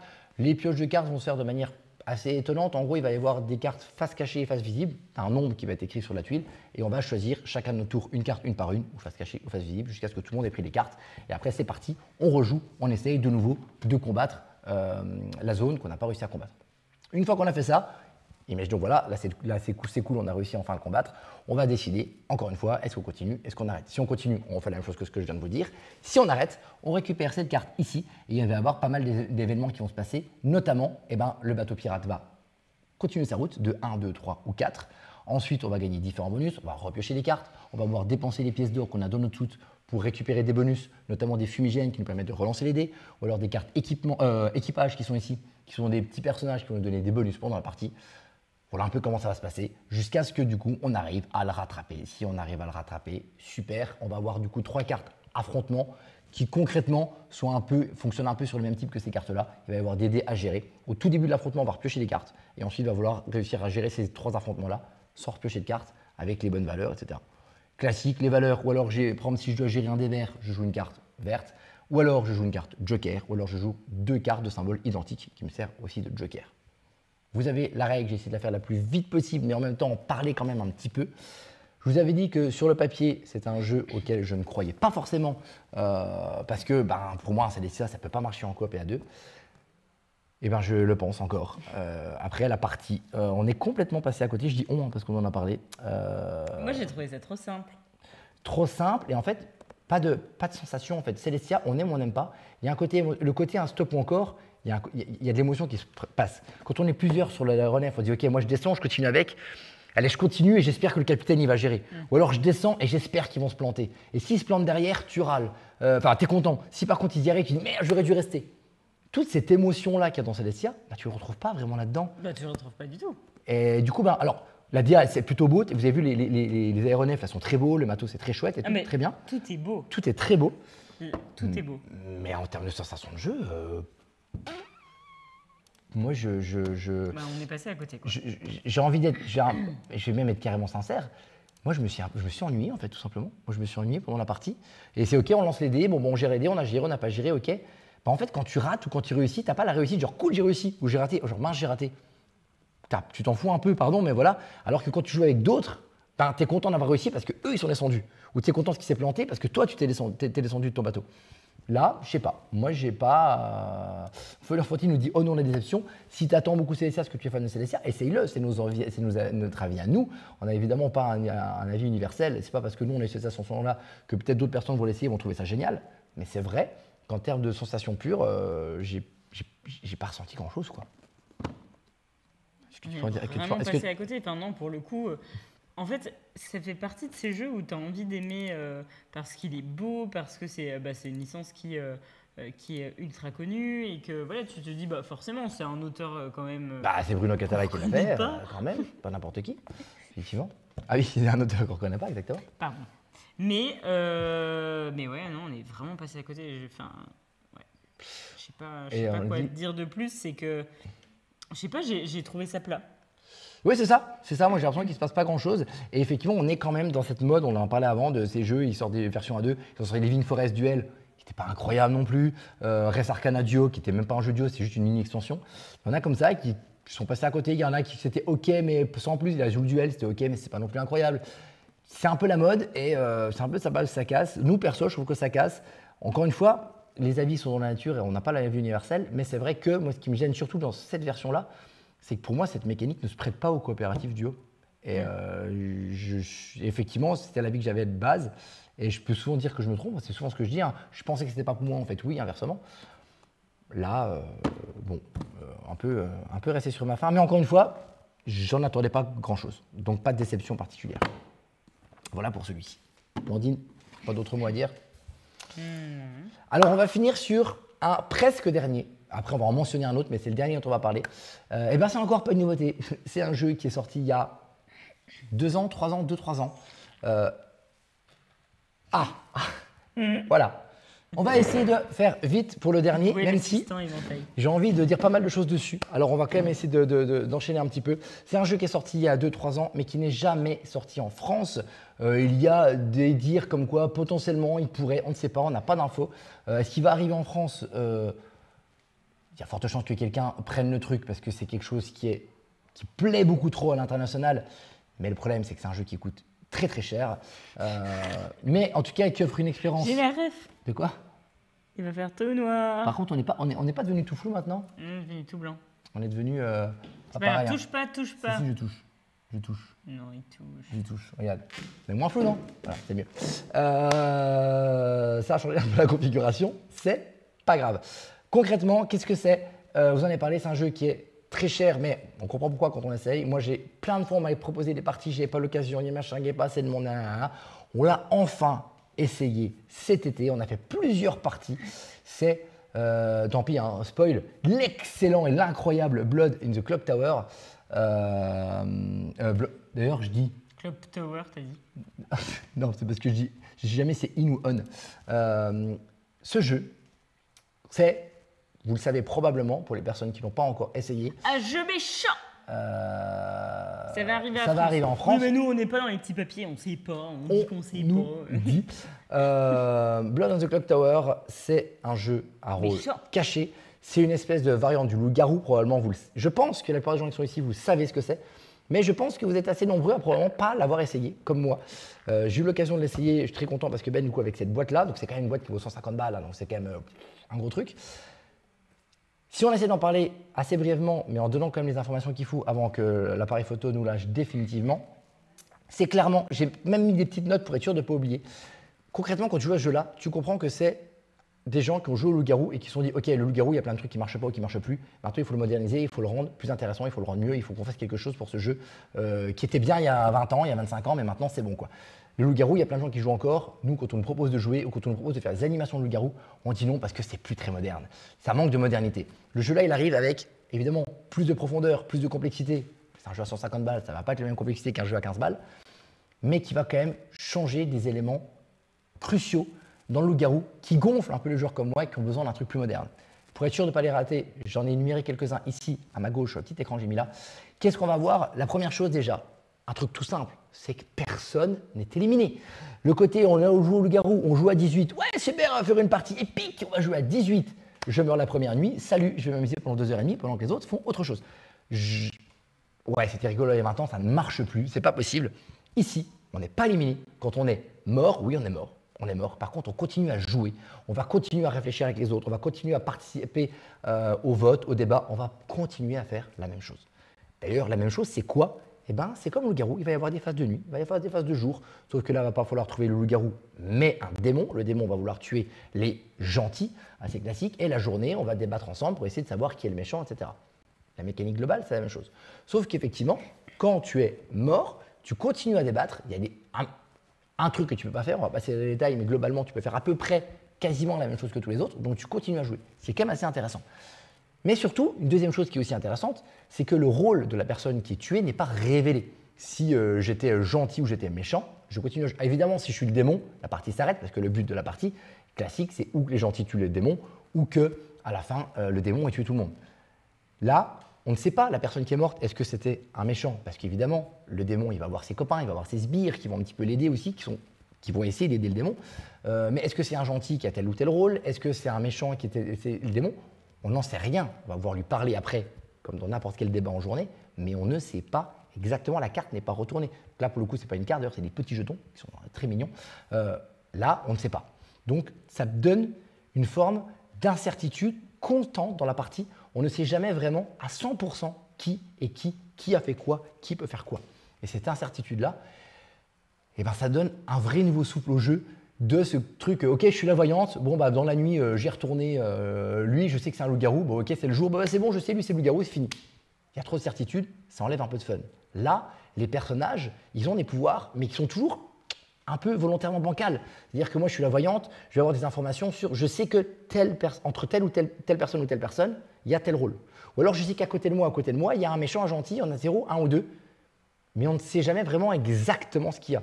En plus, il y a des rôles super bâtards, notamment le rôle de l'ivrogne, qui est quand même le rôle le plus rigolo, où en fait le mec qui est ivrogne, il pense être quelqu'un, alors qu'en fait il n'est pas cette personne-là. Donc, il a un rôle qui finalement ne marche pas du tout. Donc constamment, tu te poses la question, mais ça se trouve en fait le maître du jeu là, il est en train de me pourrir, et en fait, c'est pas du tout ce que je suis censé faire. Ça offre encore une modernité en plus. Troisième point, chaque personne a un rôle. Il n'y a pas de simple villageois. On fait tous quelque chose, plus ou moins impactant, plus ou moins important, qui va être plus ou moins actif pendant la nuit, mais tu as forcément un rôle. Alléluia, parce que tu en avais marre des simples villageois, dire je vais me faire chier pendant 1h30. Ça, il n'y a plus. Quatrième point, la journée est double. Vous n'avez plus une journée, il y a la journée classique, ok, on débat tous. Mais en plus de ça, en première partie, la partie où on débat tous, c'est la deuxième partie de la journée. En première partie, on va tous se mettre avec d'autres personnes, on va faire des petits groupes de 2, 3 personnes maximum, et on va discuter avec ces gens-là. Des fois, au loup-garou, il y a une personne que tu aimerais bien discuter avec, mais tu n'as pas envie que les autres ils entendent ce que tu dis. Tu es un peu obligé de faire en sorte que les autres ils entendent. Alors que là, tu peux t'exclure avec la personne et viens voir, on va parler tous les deux, et on va se parler un petit peu. Il y a des personnes à qui tu as un peu plus confiance, tu vas te mettre avec eux, tu vas t'allier à lui, alors que parce que tu as plus confiance en lui ou plus confiance en elle. Alors qu'il ne fallait pas, on en a fait nos preuves. Salut Marius. On a un débat qui est différent et qui est en 2 étapes, qui offre une richesse un peu plus intéressante. D'ailleurs, je n'en ai pas parlé là dans le point là. Il faut savoir aussi que dans la manière de voter, la manière de voter est très différente. C'est pas genre, ok, on vote tous pour lui, c'est toi qui as la majorité et bam, tu sautes. Non, potentiellement, il y a des journées où personne ne va être tué. Parce que, comment ça marche? Il y a une personne qui va nommer quelqu'un, va dire, ok Blandine, moi je t'attaque, je pense que c'est toi qu'il va falloir qu'on tue. Je vais donner mes arguments, Blandine va donner ses arguments, et ensuite tout le monde va voter. Très bien.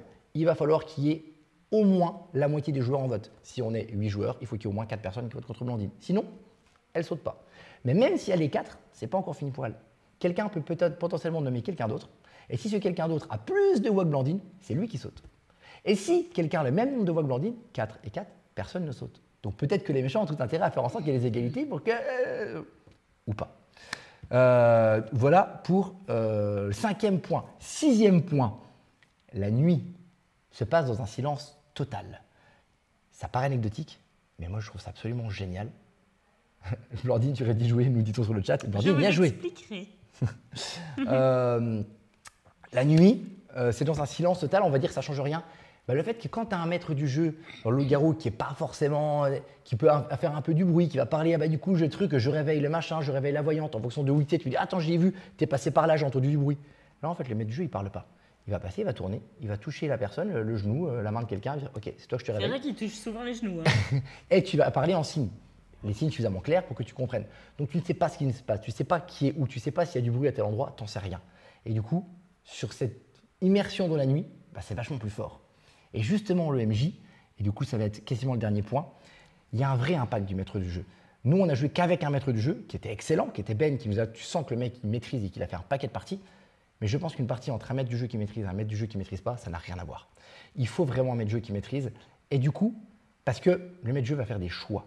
Donc le maître du jeu va faire des choix, donc forcément, ça va avoir un impact sur la partie, mais ça va surtout aussi avoir un impact sur sa propre partie. Lui aussi, le maître du jeu, il s'amuse, il fait une partie. Vu qu'il va faire des choix à certains moments, parce que du coup, par rapport aux questions, aux effets, je ne vais pas vous donner les détails, mais des fois, il va falloir qu'il décide lui ce qu'il va répondre. Quand par exemple, il y a un rôle, il pense avoir un autre rôle et il pose une question qui n'a rien à voir, il va falloir que le maître du jeu volontairement réponde à côté. Mais comment je réponds à côté? Comme ça ou comme ça? Un maître du jeu va s'amuser, va prendre plaisir. Ben joue beaucoup au maître du jeu, il se régale en jouant parce que c'est un gros coquin et on l'a vu des fois se délecter de la situation, c'était très marrant et tu sens qu'il s'amuse. On a fait tous les points avec différence. Dernier petit point, pas des moindres, c'est qu'il y a quand même 150 persos dans la boîte, c'est-à-dire 10 fois plus que Loup-Garou, avec des persos qui viennent au fur et à mesure. Apparemment, on nous a dit que régulièrement, il y a des nouveaux persos qui sortent au fur et à mesure. Et qui viennent avec différents scénarios. Un jeu, ça joue avec 25 persos, et on ne sait pas avec lesquels on joue. Il y a 25 persos, très bien, on est 11 joueurs, on sait qu'il y a des persos parmi ces 25-là, mais on ne sait pas lesquels il y a. Nouvelle incertitude. Si on joue avec d'autres scénarios, ça va être 25 autres persos, on va prendre un pool de persos à chaque fois. Ce qui donne une rejouabilité, une profondeur et une complexité aussi. Attention, c'est pas pour n'importe qui, c'est pas pour tout le monde, c'est pas le loup-garou, tu vas pas jouer avec monsieur et madame Michou à Blood, mais ça donne une profondeur, une richesse, une rejouabilité, une modernité. T'as plus envie de jouer au loup-garou. Alors déjà qu'à la base, t'as déjà plus trop envie de jouer au loup-garou, mais quand t'as joué à ça, t'as plus du tout envie de jouer à loup. Et on a fait 3 parties, et c'est vrai que Ben m'a dit j'ai envie de jouer tout le temps, j'y joue jamais assez. Ben, je comprends. moi, j'ai vraiment envie de refaire des parties. Je trouvais ça absolument génial. Et c'est clairement, de loin, le meilleur jeu qu'on a fait de notre séjour. C'était absolument extraordinaire. L'expérience est folle. Le jeu est fou. Et je me suis régalé en jouant à cette... et chaque partie était différente. Et chaque partie était super. Après, ce long monologue, parce que j'avais besoin de déverser tout mon amour pour le jeu, Blandine, déverse. Alors, comment dire On nous demande durée de partie entre 1 heure et 2 heures, en moyenne, un truc comme ça. Entre 30 minutes et 2 heures, mais moyenne 1 heure, 1 heure et demie. Moi, je suis comme, j'ai lu dans le chat, je suis comme ça. Je déteste suivre une hype en termes de jeu. Et effectivement, on en entend parler plus que ce qu'on devrait, selon moi, par rapport à un jeu. Mais, donc du coup, je pars déjà avec des appréhensions de me dire « Oula, ça en fait beaucoup. Est-ce que vraiment j'ai envie de jouer à ce jeu ?» J'ai refusé pas mal de parties parce que j'étais pas prête.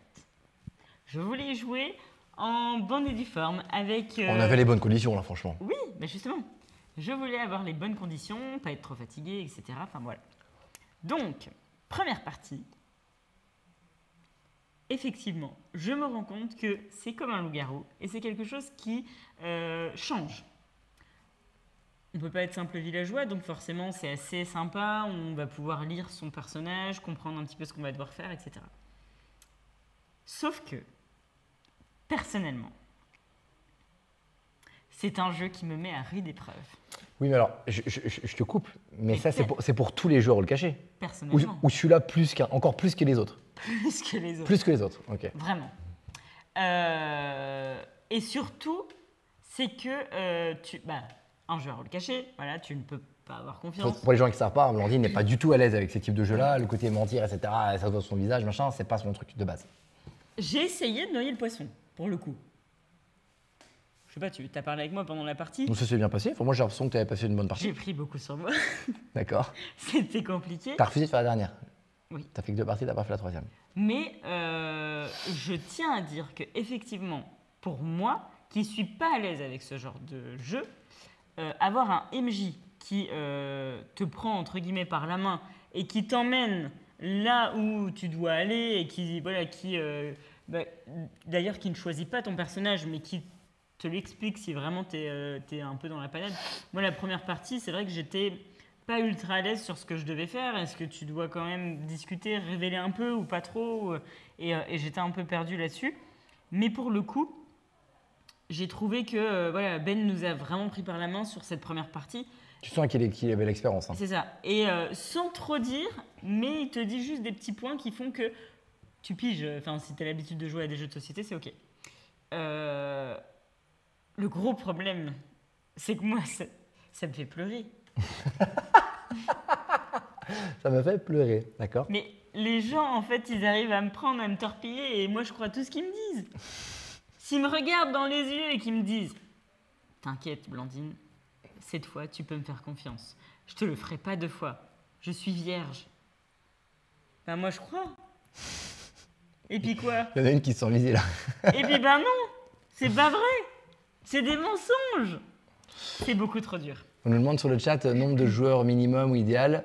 On nous répond minimum 7 à 8, plus le MJ. Le max dépend du nombre de joueurs. 12 joueurs qui ont déjà joué, ça fonctionne aussi par exemple. C'est vrai que j'ai une douzaine, plus ou moins 2 quoi. Une dizaine, plus ou moins 2. Moi, je vous conseille, selon mon conseil de Blandoche, jouez avec des gens que vous aimez pas. Comme ça, si vous les trahissez, c'est pas grave. Au moins, vous n'avez pas de scrupules. Mais non, tu peux pas trahir dans ces jeux-là, tu n'y arrives pas, de toute façon. Mais on s'en fout, vu que je les connais pas. Oui, mais tu crois qu'il arriverait mieux? Oui. Ouais? Oui. C'est vrai? Parce que ça me fait trop mal au cœur quand il y a des gens que j'aime et puis qui me font des trucs comme ça. La deuxième partie, j'avais trop envie de pleurer. Clairement, de ce que dit Blandine, si vous êtes des joueurs qui, à la base, n'êtes pas trop joueurs rôle caché, n'êtes pas forcément trop à l'aise avec ce genre de truc, ça ne vous réconciliera pas avec la mécanique. Genre, pas du tout. Ça va, au contraire, ça va encore plus loin, en fait. Dans le bon sens, quand on aime ça. Par contre, les gens qui sont... Alors, ceux qui n'aiment pas, c'est mort. Ceux qui aiment les jeux genre le garou qui veulent aller plus loin, c'est banco. Ceux qui sont entre deux, ceux qui, ouais, d'accord, j'aime bien, mais bon, c'est pas non plus, etc. Je pense qu'eux peuvent vraiment apprécier. Parce que certains qui aiment bien sans plus les jeux dans le genre, les jeux à loup-garou et compagnie, bah, peut-être que c'est qu'il leur manque quelque chose. Et là, ça va vraiment apporter du sel qui va vraiment manquer dans des jeux qui manquaient de modernité. Et donc, voilà, à part si vous êtes vraiment réfractaire à ça, dans tous les autres cas, allez-y quoi, tentez au moins. Moi, je me suis vraiment régalé quoi, vraiment, vraiment, vraiment. Et je suis assez pressé d'avoir suffisamment de parties à mon actif pour pouvoir être MJ.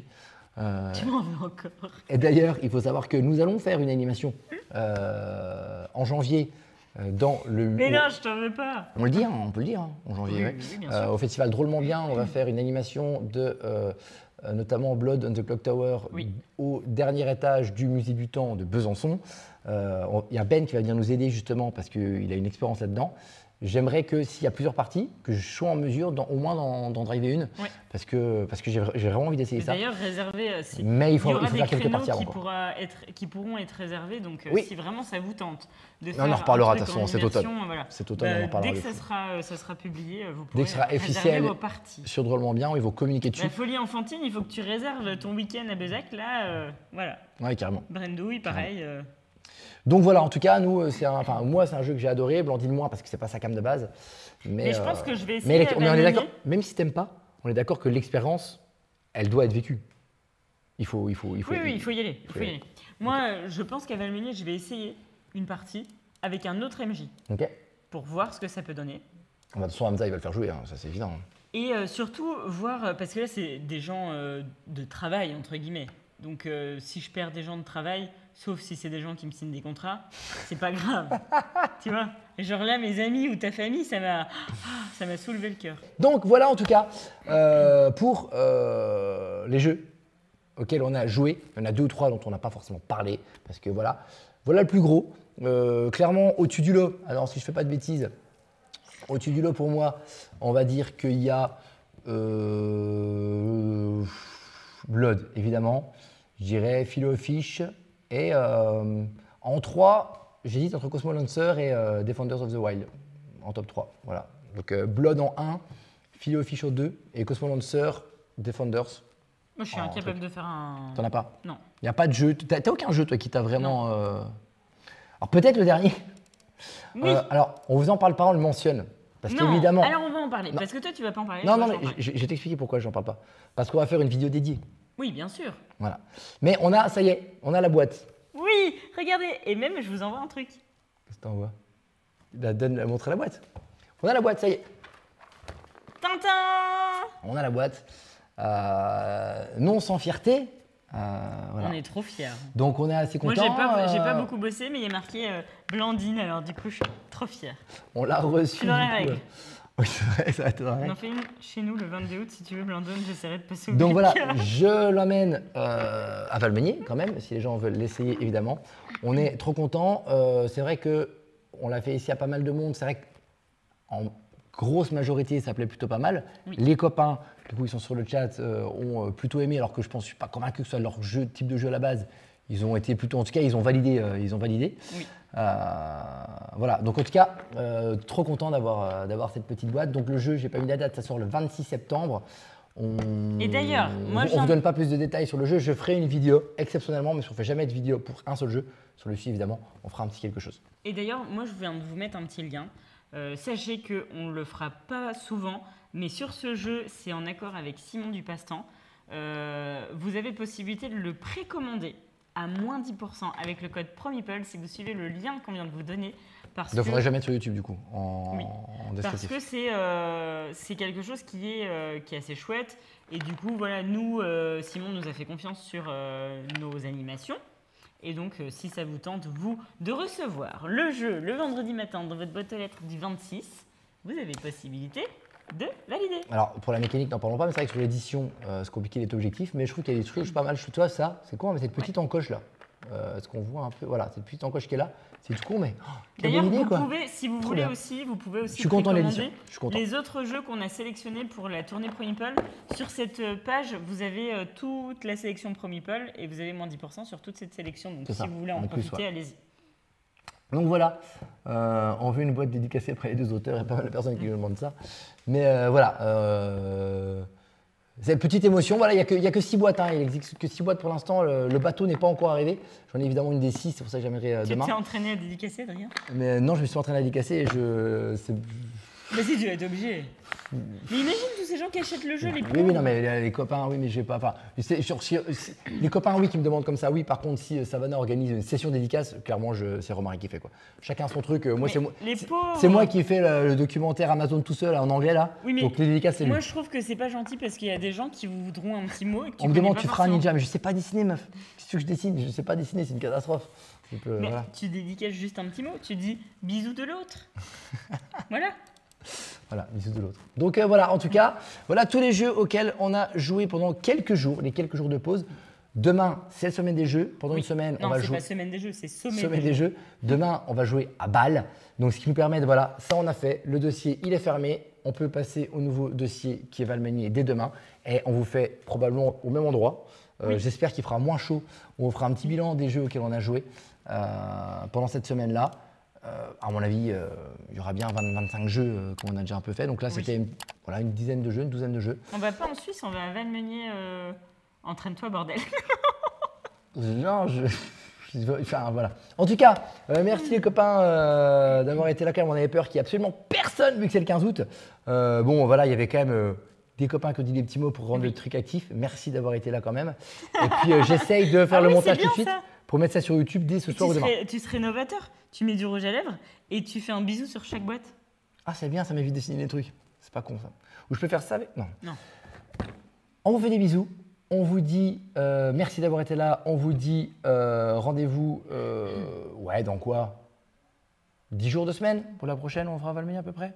Oui, c'est ça. 2 petites semaines, voilà. Et on est content. Et jouez à Blood on the Clock Tower si vous n'avez pas encore essayé. Des bisous. Et perdez des amis. Salutations. Merci beaucoup les copains, c'était trop cool de vous voir. Et surtout, caméra a tenu la deuxième allez fois. voir si vous voulez sur Instagram, j'ai mis des petits trucs et je suis pas peu fier, j'ai fait mon premier TikTok. Justement, compris le mot quand il a dit en Suisse. On va jouer à Bâle. Il a dit pourquoi tu es en Suisse Tu as dit que tu as joué à Bâle. Yes. C'est drôle. J'étais obligé de rebondir dessus. Des bisous. À demain pour ceux qui sont sur le chat qu'on voit demain. Des bisous et puis si jamais Brenda tu pars à quelle heure parce qu'il va falloir qu'on se capte, peut-être tu vas aller récupérer mon… C'est nul en conclusion ça. Mais non mais Brenda elle va peut-être récupérer mon drive. Mais on fait une conclusion là pour la vidéo YouTube quoi.